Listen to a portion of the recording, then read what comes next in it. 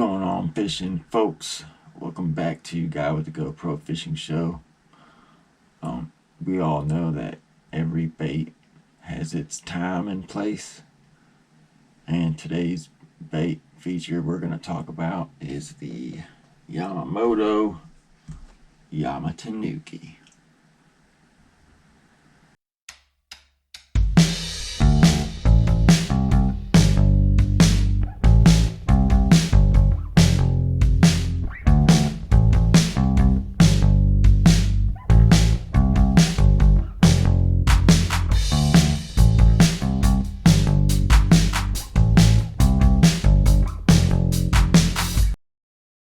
Share the show, share the show, share the dang show.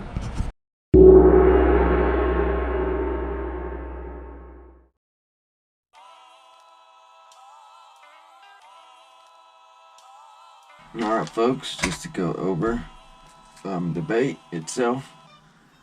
It comes in two sizes. This here is the 3.5 inch in a black with blue flake. Here is the exact same color in a 2.5 inch offering. I throw it weightless on the Zona signature Trocar TK125-Z in a 3/0.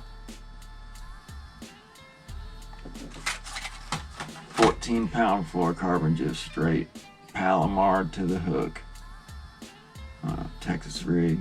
It's got slots on both sides, so when it starts to get worn on one side, you can just flip it over and re-rig it on the other side, since there's really no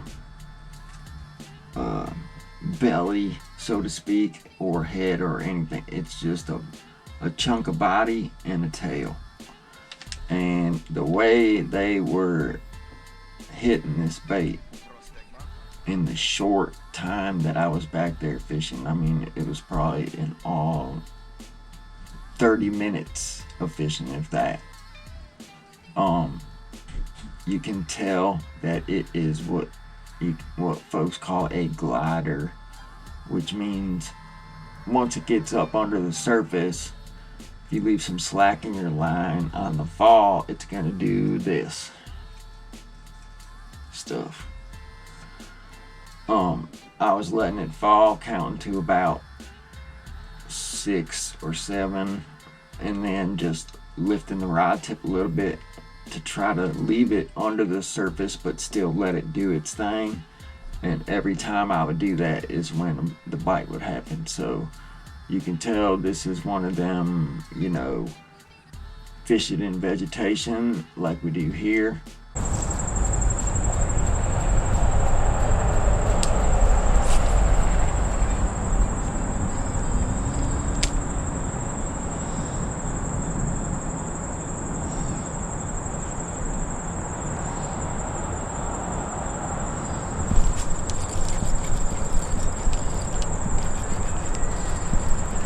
Please stay on.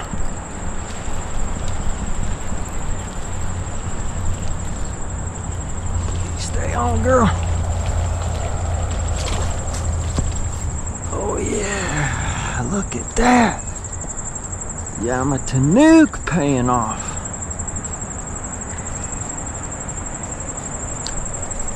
All right.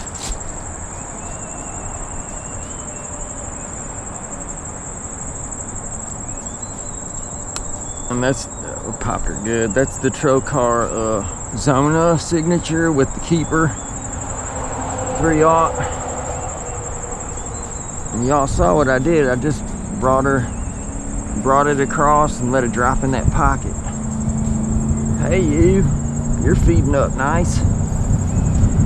Don't tell your friends.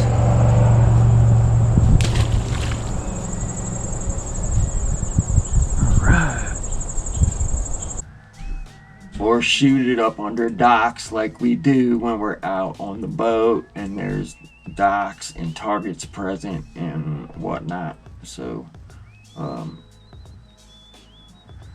do recommend throwing it on a rod that, number one, you can make some long casts with. I was using a 7-1 medium heavy, 13 fishing, Defy black. For the price point, that whole rod lineup series is fantastic. I haven't used any of the spinning yet, but the casting rods, I've had a 6.7 medium heavy and a 7.1 medium heavy for a few years now, and all the inserts are still intact. The rod seat has not, or the reel seat has not loosened up, or any of the plastic snapped, or none of that kind of mess. They're great rods. And I was also using a old Quantum nitrous 6:1. I meant 6:1. Sorry about that. Gear ratio reel. Now, some people will argue, or it's a preference thing where you want to throw it on something faster, since you are throwing it without any weight, because you don't need it. These are dense, and they do actually fall through light vegetation.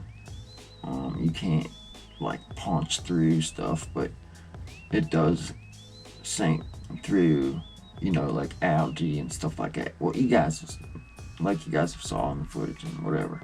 And what I was doing when it came to the thicker stuff is I would just reel over top of it and wait to see the next pocket, and then stop and let it fall. And a few of my bites did come that way.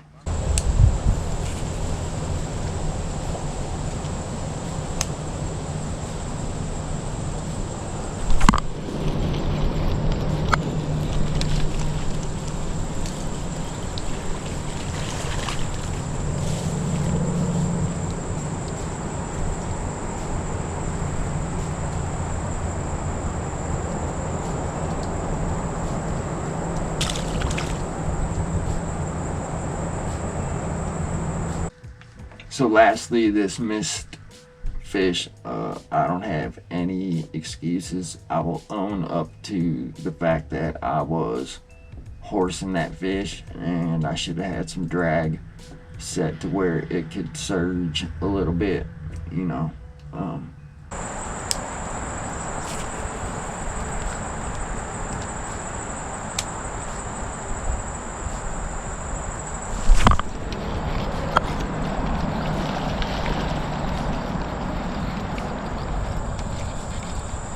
Please stay on. Oh, wow. Oh, wow, what a heartbreaker.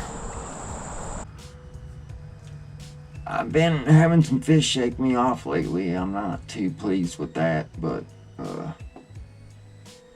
it happens to all of us, is all I can say about that. And I was also surprised that one of the bigger females was over on that side of the lake in that little spot right there, because out of all the accessible bank spots on that side of the lake and or pond or whatever you want to call it, that one gets worn out the most. So bass aren't dumb. They don't want to go where there's going to be constant footsteps or constant lures hitting the water, but they also are opportunists, so they're going to follow around the food.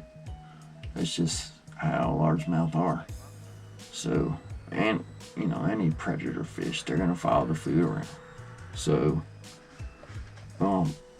I highly recommend this bait, especially if you are a shorebound angler. It seems to come through cover awesome. I have not thrown this from the boat yet, but I imagine it'd be great around any kind of vegetation, or shoot up under docks, or flipping it around through laydowns, or just whatever. I mean, when I first seen the demo on this, they were throwing it in open water against bluff walls, just straight drop-offs, And I get it now because of what this thing does underwater. Now, where I was fishing, obviously back at the swamp, I can't see what's going on underwater until we get way later into almost the winter time, and that stuff dies down. But it's always present. It lives on the bottom year round because the sunlight can penetrate that water even in 35-degree weather. So, yeah, the YamaTanuki comes in a 3.5 inch, which is what we're featuring in this part 1, and a smaller version, a Finesse 2.5 inch, which we'll poke around with next. Thanks for tuning in, folks. This is Brian from Guy with the GoPro Fishing Show. Highly recommending the Yamamoto YamaTanuki. Out for now, but just for now. Be easy, people. Let's get through this fall funk together. Figure it out.